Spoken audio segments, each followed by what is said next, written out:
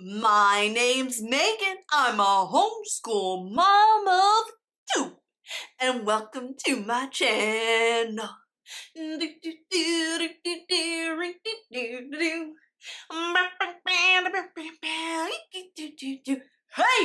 Oh no, I'm getting lipstick all over the mugs this year, y'all. Ooh. Today's video is going to be really fun because I'm going to take a moment to share with y'all what I got my kiddos for Christmas.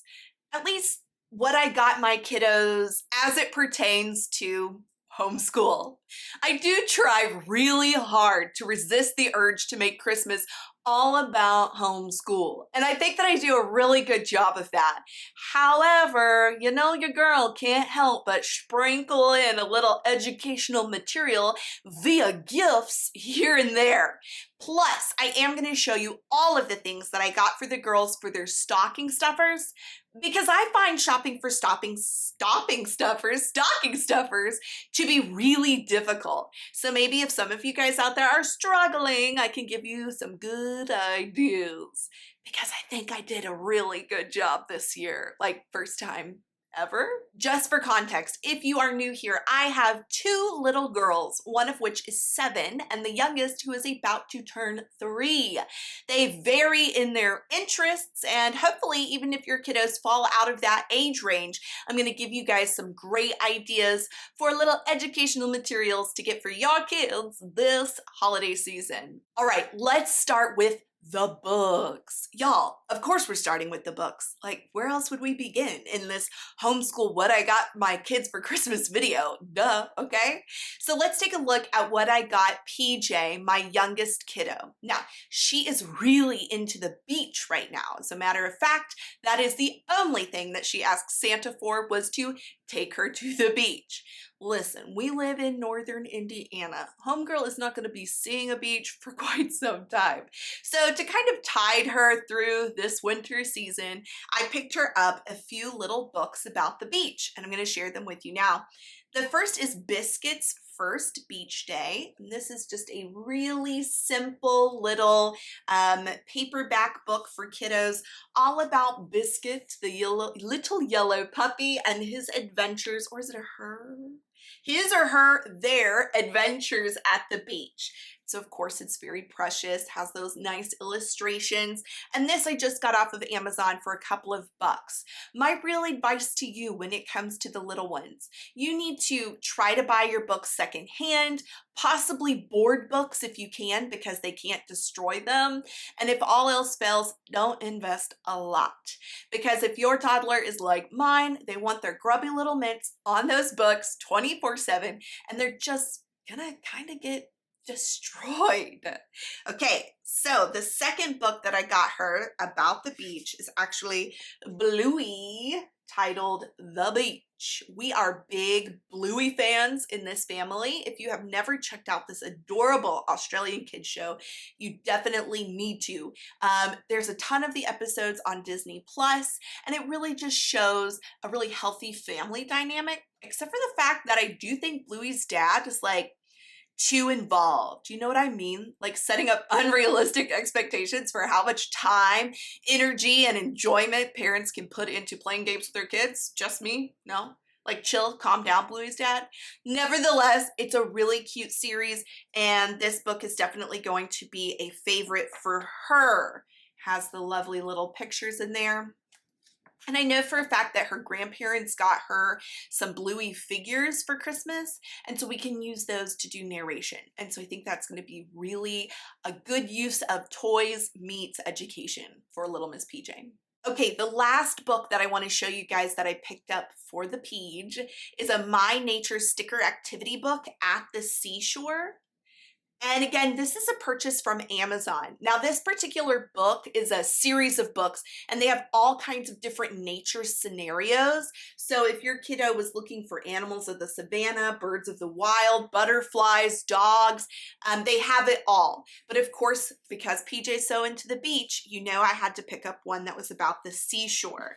Really cool sticker pictures that they can then go and place into scenes in the book. And it also has some educational material as well, like talking about the dunes and other beach type settings.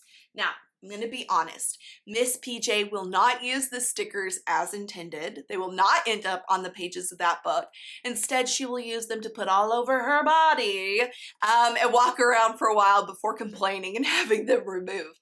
But nonetheless, she loves the sticker books, and I know that it seems so simple, but it is such an excellent fine motor activity for the little ones, right? That pinch and peel motion, and it's also something that they can be highly motivated to do because stickers are just fun.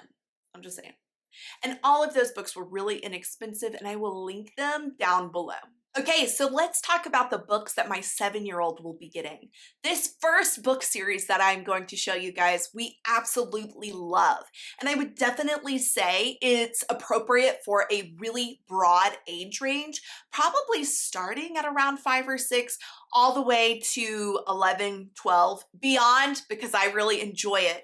And that book series is The Tea Dragon Society, and these are by Kay O'Neill. So for Miss Winnie, I picked up the second and third companion stories in this series, and they are beautiful graphic novels. So if you're looking for a way to expand the type of story that you are showing your children or how that information or the story is presented, then these are a great way to do it. We read the first one, and then I picked these two up for Christmas. I want to show you the illustrations because, of course, they are absolutely gorgeous. And then talk a little bit about the book series itself. So in the Tea Dragon Society books, you have characters who are members of the, spoiler alert, the Tea Dragon Society, which is an ancient society that takes care of and raises very precious little dragons who grow various types of tea out of their body. That part's a little disturbing maybe. So they have chamomile and things like that, and they take care of these little dragons. Another thing I really love about this series is just its commitment to inclusivity. So I'll show you a few more of these photos here as well. So they have adult characters who are in same-sex relationships, as well as showing younger people who are perhaps building a romance out of a friendship that are of the same gender. So you're definitely getting that positive LGBTQI association, but also they use things like sign language as well. So there's a diverse group of characters being represented in these children's novels. And I really appreciate that because it's just such a healthy and natural way to introduce those ideas just into conversation and to fun fiction play. If you really enjoy this series, there is also an accompanying card game. Now the card game is really, I would say, geared towards older kiddos. So I did not pick that up for Winnie Mae. She's definitely still in that like fantastical play, imaginative play. That's the word I'm looking for. She's definitely still in that place of imaginative play. Like she would like to reenact these scenes, but she isn't somewhere where she wants to pick up a card game. But again, if you have an older kiddo, it's definitely something you should look into. So The Tea Dragon Society by Kay O'Neill. I cannot speak highly enough about this series, and I'm really excited to gift these to Winnie Mae on Christmas morning. Okay, I also got a few more books for Winnie Mae, and it really wasn't something that I planned. It just kind of happened that I stumbled upon a Usborne fall sale, and I picked up several books at a discounted rate. So some of these I might just go ahead and incorporate into our homeschool routine, and some of them are going to be gifts. I just haven't decided like which is going to be which yet, so I thought I would just share them all with you guys. So the first is 100 Things to Know About Science. If you follow this channel, you'll know that we are definitely on the hunt for our perfect science curriculum, but also my 7-year-old wants to be a scientist. So I just wanted to get her a book that was fun to flip through, educational, nice illustrations, and low stakes. Just kind of like those fun facts. because I really think that that's such a great place to start kids off on what can generally be perceived as a really difficult subject. So just trying to find those like fun things to, lay our hat on until we are ready to get into more difficult subject matter. And this book definitely does all of those things, right? The beautiful illustrations, the fun information, and it's just a really cute one. So look at that. How precious is that, right? It goes in with the fact, and then of course, I think it gives you way more than 100 things about science, because it starts with that one little blurb and then just gives you tons of information. This next book is an interesting one that I'm pretty excited about, and that's called No Worries, an activity book for young people who sometimes feel anxious or stressed. Like, hello, any child who has lived through the past 2 years in their living memory is surely feeling some feelings of stress or anxiety. And I've seen a little bit of that play out in my 7-year-old, so I wanted to get her something we could do together. And this is a workbook, like it's going to take you through and give you different activities. But the activities aren't just limited to like arts and crafts. Yes, there's lots of like doodling work, right? It is a workbook, but it also has a ton of activity guides, like get yourself up and moving, and includes things to do with that, like maybe some paper airplanes and some competitions you could do with that. It also goes into charting, which I really like that element as well. So even though this is really going into emotional education, which hello is part of education, it is going into those other things as well, like charts, like following directions, like even you could turn the paper airplane into another activity about science or measuring distance, right? It just seemed like a good book to be a jumping off point to, again, similar to when we discussed the Tea Dragon Society, taking topics that could be difficult to discuss and just giving them an activity, giving them something that we can, like a starting off point. And I think this will be really good for that. And plus, like, I might just follow along because I'm feeling some stress and anxiety these days, especially as we approach Christmas. Like, who is it? And where are you? If you're not experiencing that, let me know, okay? I'm working on it, y'all. I'm working on it. The next 2 books I'm also very excited about, and these again are from Oosborn. Can somebody please like leave me a phonetic comment below on how to say that right? Because I always sound ridiculous trying to go for it. But this is the story of Inventions. This is actually something that Winnie Mae has been specifically requesting, and so I got it, and it goes all into different types of inventions, be it telephone or TV, and going into how those things came about. Inventing things is something she's very interested in, even goes into Braille, and how we invented Braille, right, and what, that has translated from being a handcraft to even being digitally composed, going underwater. So this is just a huge jumping off point for so many other conversations and kind of following those interests. To go with that, I picked up this companion book that looks so cool. And this is an Inventions scribble book. So after looking at kind of this biography of inventors and how our favorite inventions came to be, it's something that kind of takes the kiddo through, right? Inventing something of their own. Because kind of it's being like, I don't know, come up with a list of things you can invent. That's a daunting task, right? And this one just kind of breaks it down into smaller pieces and leaves them room to doodle and plan. And it's just really precious, and has this little strap on it. Like, how cute is that? Okay, that's all I have for books. I don't think that I went too overboard. That's not too bad, right? And you know what? I have them other things under the Christmas tree. It's not all just like socks and books and sweaters. There's definitely just a lot of that Christmas nonsense that's going to be mixed in as well. All right, before we really dig into what I got Miss PJ, who's 3, I want to show you guys this really cute kind of pre-Christmas gift that I picked up for the girls. So to start off our holiday season, which we will probably actually do this week, we start by spoiler, big surprise here, baking cookies. And to accompany that, I picked them up these really cute little aprons, and these are from IKEA, the Vinta 2021. They have this precious print on them that's like wood animals.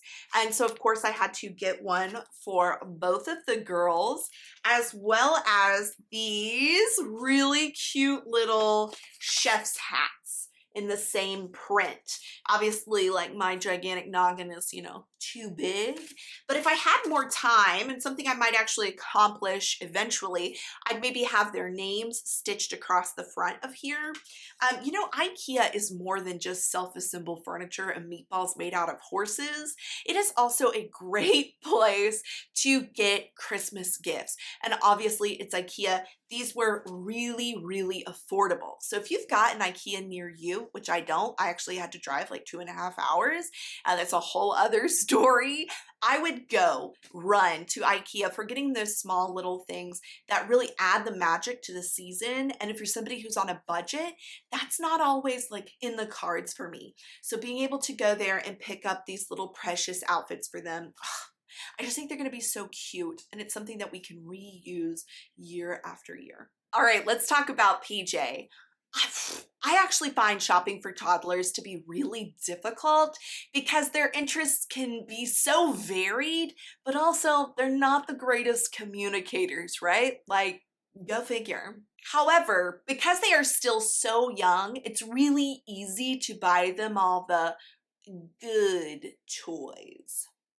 You know what I mean by that, right? It's like the toys that you're not going to feel any guilt over purchasing, and all of the toys that all of the kid experts out there can agree upon are not going to like transform your children into criminals.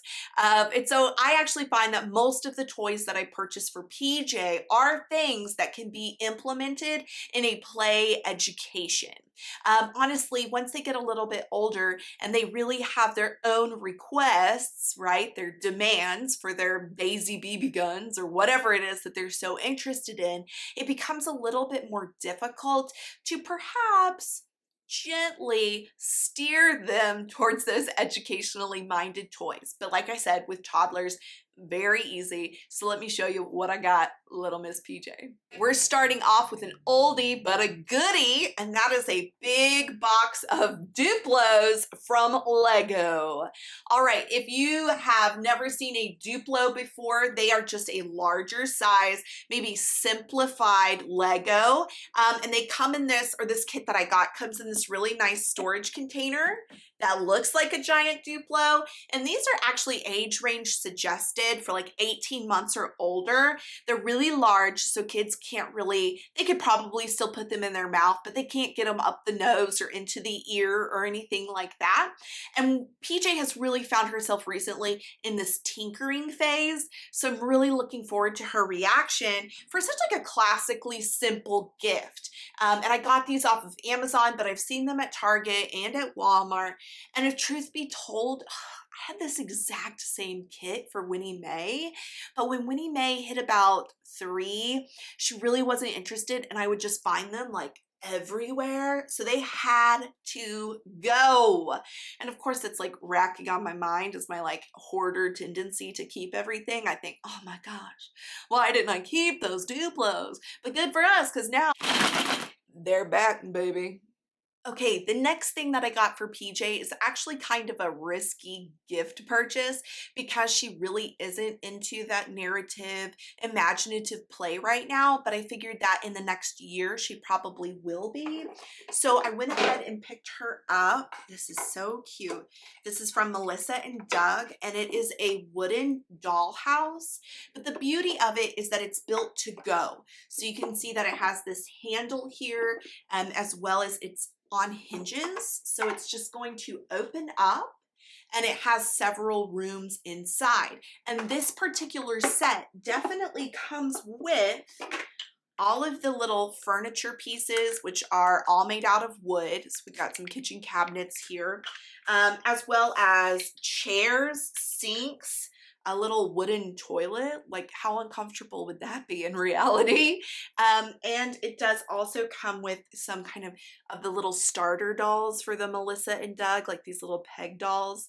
And so I thought this would be a fun way to kind of chum the waters, see if that's something that she's interested in.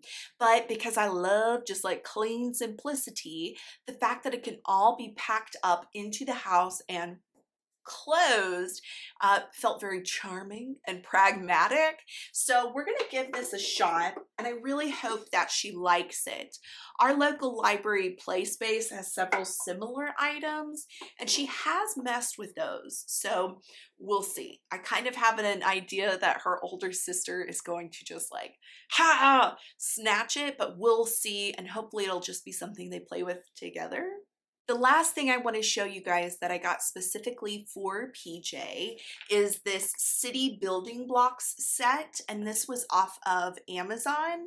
These are wooden blocks that are painted in this really lovely like color scheme, but they are painted in such a way that the kiddos can set up for themselves a little cityscape, and has all of the nice shapes, right, and colors.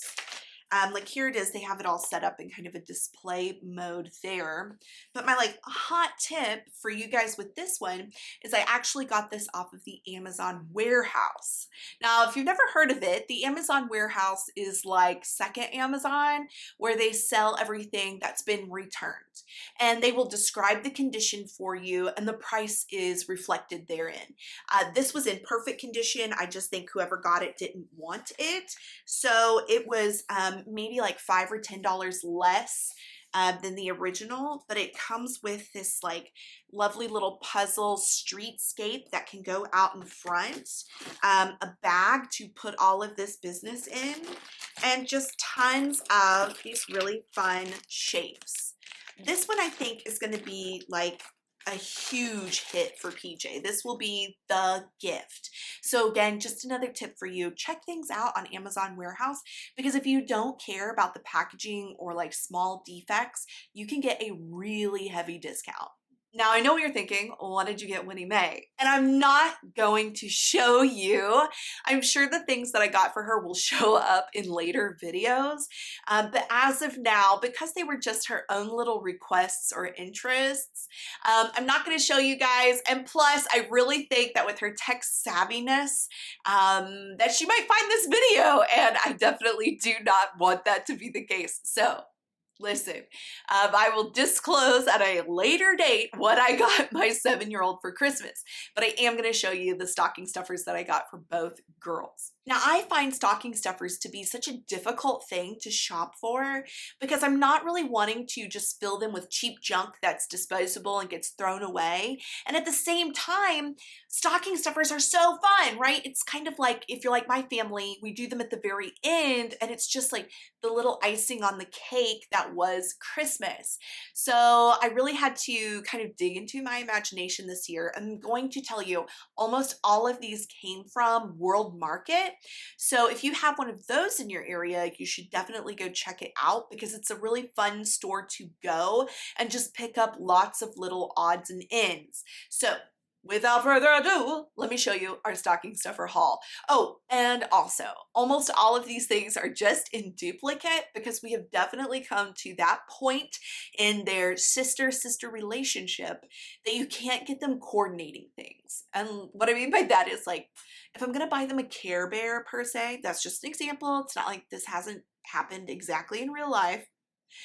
It has to be the same one. You can't get one the pink Care Bear and one the orange Care Bear, because fights will ensue.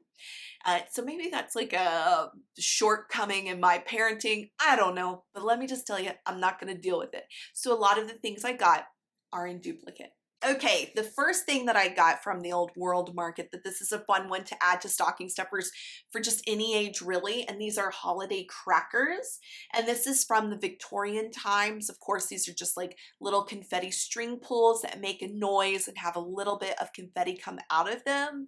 We're gonna be at my mom's house for Christmas, where I don't have to be the mom, if that makes sense.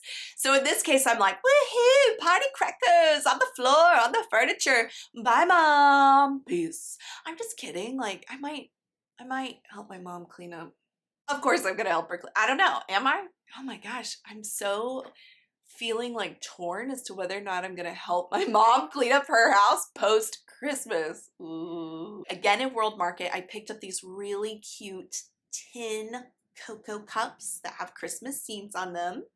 These were $4.99 a piece, and I did get the matching ones, right? Because we're not going to be fighting. So hopefully this is something that we can also reuse. So these will go down into their little stockings. And I also picked up these little bags of chocolate coins. This really fun, like holographic foil coating to them. There we go. Shing, shing, shing.